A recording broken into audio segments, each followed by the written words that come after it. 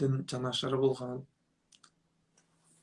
ұстаздарды білімнің, діннің қадірін білетін Абдухалық деген кісі өмір сүретін еді. Өмірден өтіпті деп жатыр. Ол кісі бізге рулас емес, болмаса қандас емес, дінді ұстанғандығы себепті біз ол кісіні жақсы көретін едік.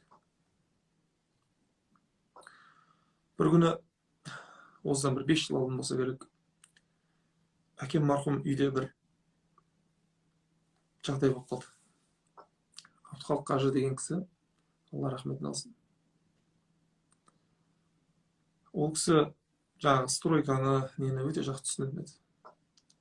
Сол үйде ұстаз істетіп жатқан едік, әкем марқұм айтты, барып Абдухалық қажыны шақырып келші деді.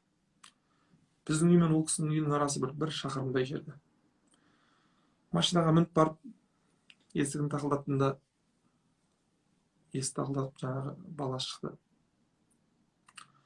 Абдухалық қажыны әкем марқұм шақырып жатыр еді, бола ма екен деп. Абдухалық қажы қатты ауырып жатыр екен. Аяғында былай қалтырап аяғы ұстамай жатыр екен, тұра алмайды екен аяғында. Өздігінен жүре алмайды.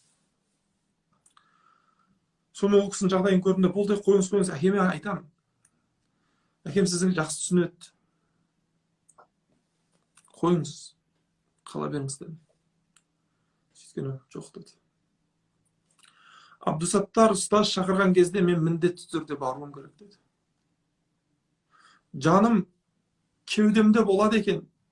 Абдусаттар ұстаз шақырған кезде мен еш уақытта жоқ деп айтпаймын деді.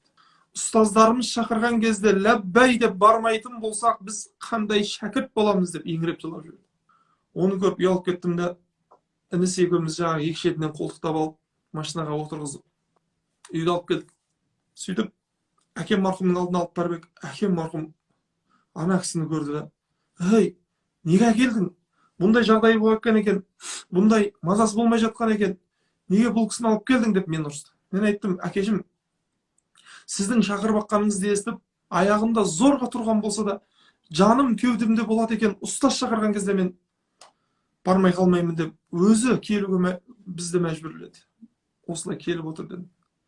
Әкем марқұм көзіне жас алып, жаңа бір қолтығынан, мен бір қолтығынан інісі не отыр ек. Мені не қылды да, бір қолтығынан сүйеп барып, қайтып машинасына барып отырғызды да, аға, бұлай ауру болсаңыз, бұлай мазаңыз болмаса, өзіңізді қинамасаңызшы аға, деп әкем марқұм көзінен жас алып тұрып, Абдухалық қажыға көп дұға қылған еді. Сондай кісі, білімділерді жақсы көретін кісі өмірден өтіпті. Алла рахметін алсын. Алла рахметін алсын. Ұстазы да бүгін өмірден өткен еді. Сол кісіді бүгін естіп жатырмыз, қаралы хабар. Алла тағала алдынан жарылғасын, сүйіктілермен, ұстаздармен, жәннат бақтарында шалғысын иншалла. Алла тағала қабірін жәннаттың бақшаларынан бір бақшасы етсін. Алла тағала артында қалған туған туысқандарына, ұрпақтарына көркем түрде сабыр берсін.